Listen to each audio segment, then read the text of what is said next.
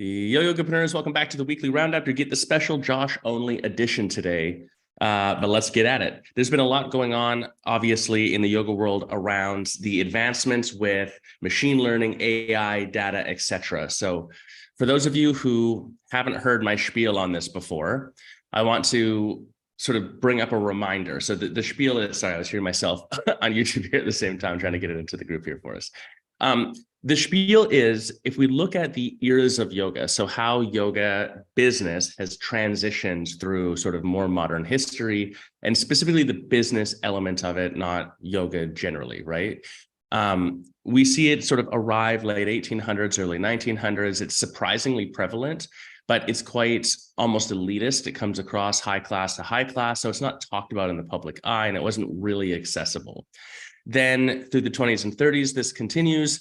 But it's not until like the 60s, 70s, where it blends itself into the Zen hippie flower power movement, that it like becomes part of New Age spiritualism to some extent. And people in the public sphere start to talk about it, see it. There's books being written about it. And a lot of the modern gurus that drive things forward start arriving in Western culture. Obviously, even before that, but that was where it like starts to proliferate. But it's in the 1990s and especially really early 2000s where it explodes, because we change again into the era of fitness, we would call it. And the era of fitness, the other way that we could say that is the era of the product. Now, the era of the product just meant if you had a good location in a market and you could teach a good yoga class, that was it in terms of the formula for winning. And it's not that that isn't still true right now, that you need to have a good product and back up everything you say. But at that time, it was a little bit, there were some moments where it was like a license to print money in some markets. And it was comparatively easy because even the product itself was not usually defined by the yoga teacher, but by their guru, by who the lineage that they came from. So even product quality had a certain control parameter. But then we switched again in 2010-ish into what we call the era of marketing, which means we layer on top the detail that for the first time in history, your ability to communicate the value of your product becomes more important than what your product is. I'll say that again. Your ability to communicate the value that your product offers is more important than what your product is. Because you could be the greatest yoga teacher on the planet, but if I don't understand why I should come in and try it in the first place, I just won't. I won't sign up. I won't be there. I won't do anything. So when we keep going down the line and we were already on this path, by the way, the next era that we have just completed our movement into, especially during the pandemic, it sort of sped up the timeline, in my opinion, is the digital era. Or the era of data would be the other way that we would say this. Now, it still matters that you have a good product, because once I come in and experience the product, if it's not good, like I won't come back and I won't tell other people about it. You still have to be able to communicate the value of your product, like the era of marketing, because if you can't get me hyped up and excited about why and confirm my beliefs about why I should practice with you, I won't come in and try it out in the first place. But now the digital era adds in some new layers of detail. The first is the playing field has changed. Everyone is going to grab their phone to find you first. They're going to get their recommendations digitally first. All of these different details of discovery will be digital first. But the other thing here that we have to start to be aware of is it's about data processing. So with this AI sort of revolution that we're experiencing, and I've got a video somewhere in the network here from the past, I'll try to link down below for you guys. This is amplified even more. So here's the point. Whoever controls the data wins. Now, in case you missed the memo, circa 2018, so it's actually some years back now, but in the last, little time, personal data surpassed oil as being the most valuable commodity on the planet. Now, when we look at that from obvious models, let's use like Facebook as a model. When you get something as powerful as Facebook basically for free, then you are the product. So it's an interesting thought, but the reason this matters now is computation has caught up to data. So whereas before data collection, and I'll explain how this plays into your studio, was important and powerful, but manipulation of the data and computation of the data was very difficult because you could only compute X amount of it at any one given moment in time. Now, what's happened with machine learning and these AI bots is they can make computations of extremely huge data sets in very extremely short periods, which is essentially how you can go into Midjourney, if you haven't heard of it, type in a prompt, and it spits out a photorealistic photo of yourself if you get the prompt right. So it's going to sort of change the way that we behave. Now, there's two major ways that this matters for a yoga studio, and it's why we have to start talking about it, especially here in the Yogapreneur Collective. And before we jump in those two major ways, let me just back us up. In my previous video talking about this too, it's really important to understand that this could seem scary, a lot of these changes, but this is not any different, in fact, than the internet circa 1995. Like, that's the kind of revolution that we're experiencing. So it's not really a choice from a business owner standpoint. Whether we like it or not, this will be a part of how business operates because it'll be a part of how humanity operates. That aside, there is a dystopian future in front of it, narrative in front of us that a lot of people want to perpetuate. But my experience has been the people perpetuating that fall into two camps. They're either, they know so much that they're like way off in sci-fi land about all of this stuff, or it's because they don't actually understand it at all. They don't get what the point of this is and what's possible and what it's going to potentially improve for the world.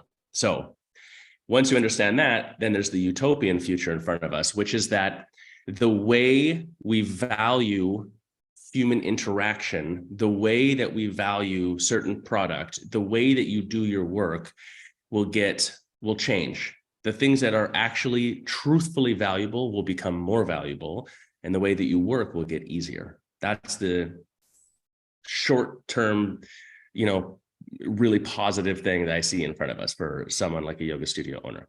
Okay, I digress. That being said, two ways that you're going to use this.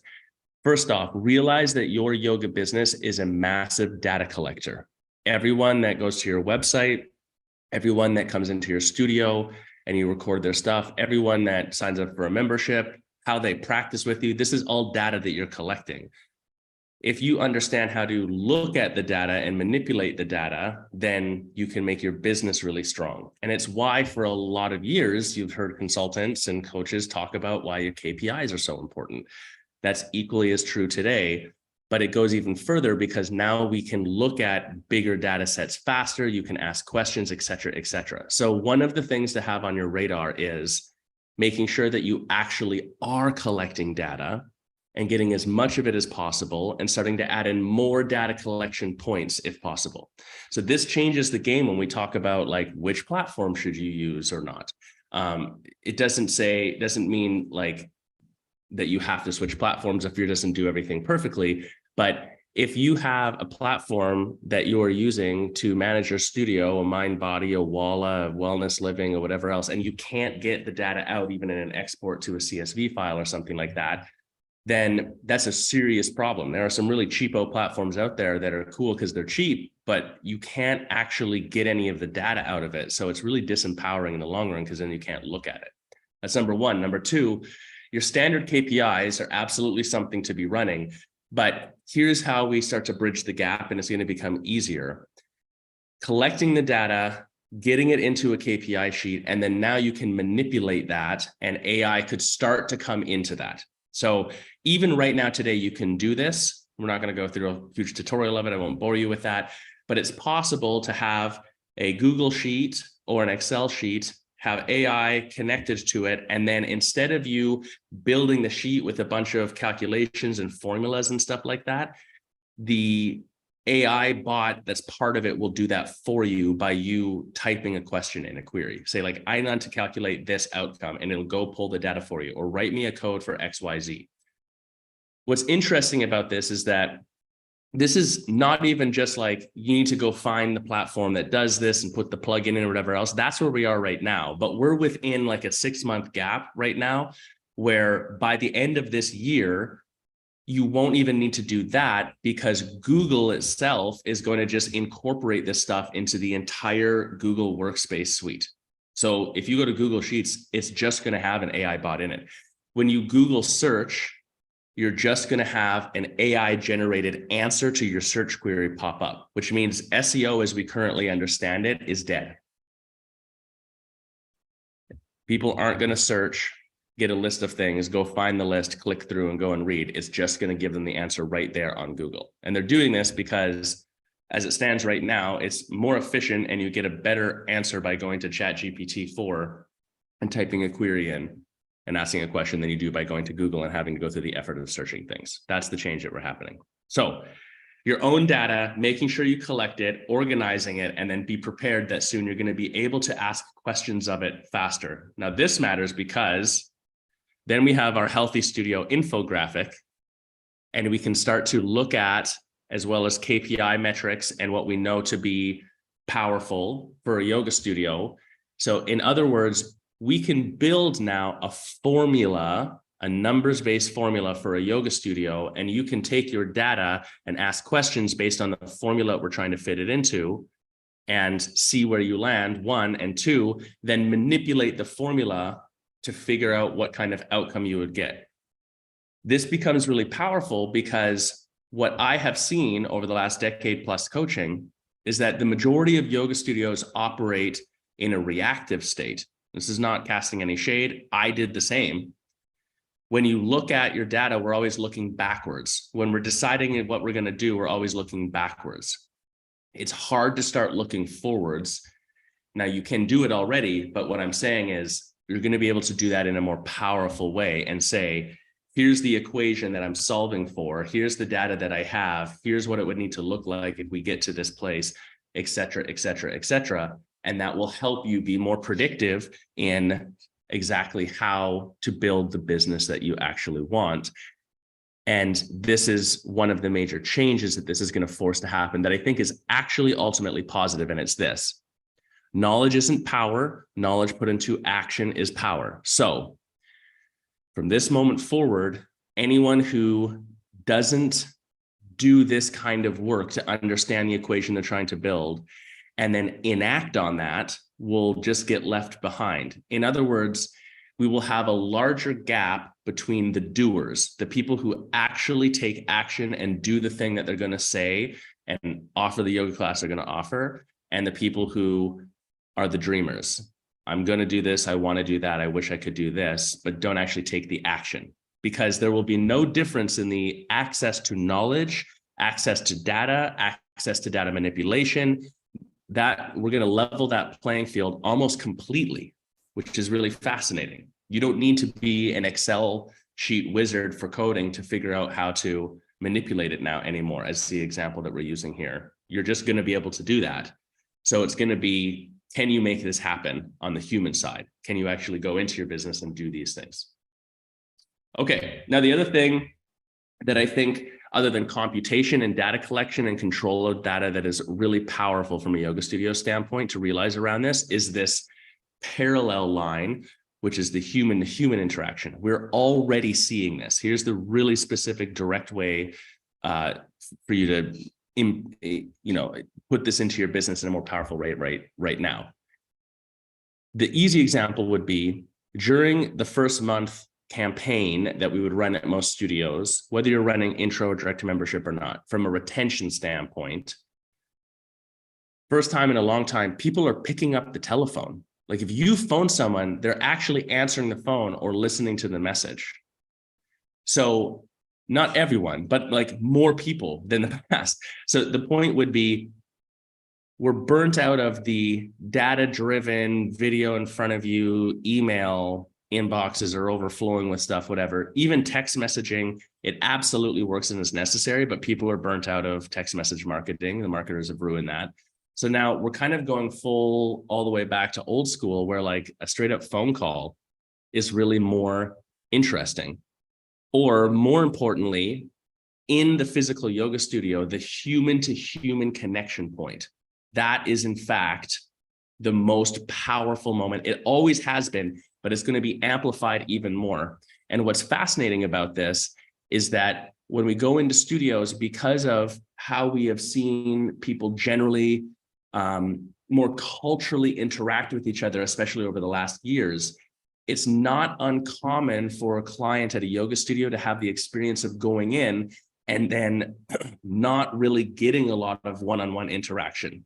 You get the generic, hey, how are you? Sign the person in stuff, or you go in and you have the experience of the teacher is talking to the long-term student that they're kind of friends with, and they're talking about like some inside conversation about something that happened on the weekend. So they're isolating you from that group. That's super common. So now, if you and your staff can just do the simple actions of when someone arrives, stand up, look them in the eye, say hello, introduce yourself, shake their hands, sell them an intro pass, like the value of that is skyrocketing already. And I think will go way beyond where we've ever seen it before, because it's going to be a lost art, a lost skill. All right. Now, the other place that AI, people are starting to ask, where is it that we can use this practically? And how much research do I have to do? I'm busy, whatever. The other place is in your first drafting. So the issue with a lot of business motion, let's call it, or momentum building, is the first draft. It's basically the writer's block situation. You know that you have to do something and get it done, but because you're starting at zero, what you see in front of you is 50 things that you have to do. The example would be, I'm going to write a 5-email sequence that is to be for a win-back campaign for people who have not been to the studio in 60 days. And then you go, oh, but I've got to write all 5 of the emails, and then I have to edit the emails, and what should they say? And then I have to make the deal, and then I have to put the emails into my brand bot system, and et cetera, et cetera, et cetera. So where AI is going to be very powerful, and is right now, you can start using it, is to get rid of the writer's block part and just get you something to start with. In my opinion, it's easier to start editing something that someone has started than it is to start from scratch. Now, in the past, I've even done things like we get a VA, or I get Michelle, my assistant, or we get somebody else to put together something. Let's say we're doing a presentation. They put together the starting bullets off of a voice message I send them, and then I go in and then create the whole entire thing. Because just getting that first piece started, then there's something to start manipulating and working with. This is where you can go into AI and get it to write for you. We can get it to help map out the plan. We can get it to organize information. So you just make a voice note for yourself that's just a complete ramble for 30 minutes, transcribe it, drop it in, and say, pull out the most important points, organize them in an ascending priority order, et cetera, et cetera. So it's just to get the momentum started and get the first draft going, which again means anytime a business owner or someone working within a yoga studio wants to say, oh, I'm so busy, it's hard to get started, I just didn't manage to get this thing off the ground, I've got to try to get this thing, that excuse is going to be complete bullshit from this point moving forward, because it's going to be easy to get things started. Getting started won't be the hard part anymore. It'll be the final finishing minutia that'll actually be the hard part. Practical example of where you can apply this right now, FitGrid has actually updated their system, and they have integrated GPT 3.5 into it. So now during the follow-ups where they have your clients at risk follow-ups in FitGrid, it has a little prompt box that helps you come up with an AI generated response to write to the person. So even within there, where you might have previously had an employee that says like, I don't know what to say, or I'm just going to copy and paste this template and be lazy about it, those sorts of things should be eliminated moving forward. Okay, now let's change gears a little bit off of this. Second subject matter that I thought would be interesting for today when we're talking about what's been going on. We've had a lot of conversation, and this is an ongoing conversation you guys have heard us talk about before, but we've had a lot of conversation in the group and in the coaching calls right now about getting people in the doors. We're seeing that there's good traction, there's people coming in, we're working on those conversions. But if we look across the whole industry, the total volume of first visits coming into yoga studios is not as high as it was, 2017, 18, 19, which is not necessarily a bad thing. It shows a shift in the industry. And this is the shift that you have to be aware of. And what I'm seeing completely missing from yoga studios, and that's a lead capture or a lead funnel. Most studios I speak with don't even have a lead capture form of any sort, don't even know that their system has one. They have no prospecting funnel whatsoever, and they're just not even looking at it this way. So if I'm speaking total German to you right now, here's what I'm actually talking about. Before the pandemic, but even let's say 2010 to 18, in that bracket, the starting point for the sales and retention funnel, so where you had a lead in your business, was when someone came in and took their first yoga class with you. 2019 on until now, more than ever, and especially this year, we're seeing an amplified 50-fold. The starting point, and this is part of the digital era element, is 10 steps before I ever get in the studio ever. So the volume is changing. I am making the decision whether or not to come in to your studio way before I ever actually do, which means it would be incongruent if the first effort of communication with someone is once they actually come into the studio. So when we're talking about a prospecting or a lead funnel, what we're talking about is the entire communication point. If this is the first yoga class that someone takes, this is everything before that from the second you get their contact information. Now, you might be thinking, how do I get their contact information? Well, if they register in your system for class, that would be the organic one that's probably already happening. But it's a good question because it means, do you have something over here trying to get people's contact information? And if you don't, there's missed opportunity. Or conversely, if we don't start to follow up with people who are looking at you, there's missed opportunity. So what can you practically do right now? Go into your system. Doesn't matter if we're talking Walla, Mind Body, Wellness Living has a good one as well. I think Moments does. Fit Degree, I know, does. Most of these platforms, they have some sort of lead capture, or if you're using BrandBot with any platform, they have a lead capture form. What we need is what's called a transitional call to action. So a call to action is, hey, buy my intro pass. A transitional call to action is, get this free thing, give me your information. Now, this is a bit old school. It's actually, people are a little bit burnt out from this now, but it works because then we get contact. If someone's willing to make that micro commitment of giving up their email to get the download that you have or whatever else, or watch the video or et cetera, they're clearly interested in your business and it's worth following up with them. Conversely, this is why first class free works, because people who are interested in participating will claim the first class free or fill out the form to get it, even if they never actually come in. But then there's someone who is selected for you to take a look at following up with them because they're clearly interested in what you're doing.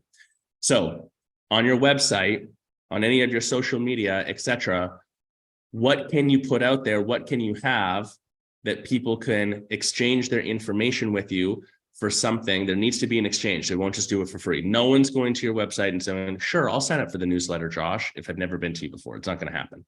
What can you exchange with them for free to get their contact so that you can start nurturing them towards coming for your first class? Once they actually book their first class, don't wait to see if they come in. Have a funnel there that's helping nurture them to get to that class. ClassPass would be another example. If someone registers for their first class via ClassPass, part of the advantage of using ClassPass theoretically is that it's giving you more exposure in your market and bringing in new business, new potential business into your studio. But most studios experience that when someone fills out their or books your class through ClassPass, you don't get all of the data that ClassPass has. It's one of the janky things that they do is they don't share the data across properly. So have a reach out that says, hey, we saw you booked a class with ClassPass. That's really awesome. We're super excited to have you. You're booked at this day and this time. But what do you do if that person doesn't show up to that class? You can't bill them or anything. You don't have any of their information. You can barely follow up with them. So you're going to have their email, but probably their phone number is wrong and all the other things. So what I would suggest is warm, fuzzy reach out, and then also be like, hey, before you arrive, if possible, make sure you complete your profile and make them fill out a profile within your system. Or when they do actually arrive, make them fill out a profile so you get all of the information, and then you can run them through more contact and you can follow up with them and just offer better customer service as well. So lead funnel is everything before someone actually comes into the studio.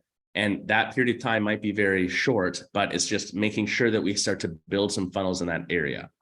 If we don't have anything there, what we find is people come, they look at your sites, we might even get their information, but then if they don't show up for class and then we don't follow up with them, that's why we see less first visits in some markets, is because people need that extra little oomph of effort prior to ever arriving. Now, here's the other way that this could appear, and that's what we'll leave it at for today. This is also why when we talk about digital marketing and advertising, having things set up and running ads is smart, not from a cold audience ad, but from a remarketing, retargeting audience standpoint. If you've been in the YC for a while, you've heard us talk about this too, but we sort of have a resurged importance on it, let's say. I likely will go to your website multiple times before I ever come in to take a class. And also, I don't end up at your website by accident. No one's going to your website and reading all the website and reading your about page and learning about you that way. That's not how they learn about you. It has nothing to do with discovery. They're going to your website is the equivalent of walking into your studio. The reason they're there is to take an action. They just need you to help push that action over the edge. But very likely they'll go there, think about the action, booking their first class, and then not do it. So anyone who goes to your website, your Facebook profile, your Instagram profile, watches a long video that you have out there, et cetera, fills out a lead form, but hasn't come into the studio, those are people who are clearly very interested in you. You can run ads to that group of people, that's remarketing or retargeting, that just continues to remind them about you and your brand and what you do. It doesn't need to have a special offer, nothing. It's literally to try to stay in front of the people who are telling you that they are interested in you. That's the kind of ad that I would have running all the time because it just makes sense. Google did a study in 2018, where they looked at the average number of impressions necessary in e-commerce for someone to purchase a pair of socks, and the average was 36 impressions. So even a $10 pair of socks, people don't see them and be like, that's cool, go to the site and buy it. They go to the site and look at it, and then they have to see the same pair of socks on average 36 times before they end up buying the pair of socks. And that's even if they were already looking for the pair of socks. All right, that's it for the weekly roundup today. Special Josh edition. Questions, comments, thoughts. How are you using machine learning AI stuff right now? Have you looked at this? Are you using it at all? What's going on? Post it in the comments down below. 1, 2, do you have a lead funnel set up? What are you doing for reach out before someone comes into your studio? Do you guys pick up the phone? Do you text message them? Are you voice drop? What's going on with that? Do you have nothing in place? Post it in the comments down below. Have a great weekend. Go do some yoga.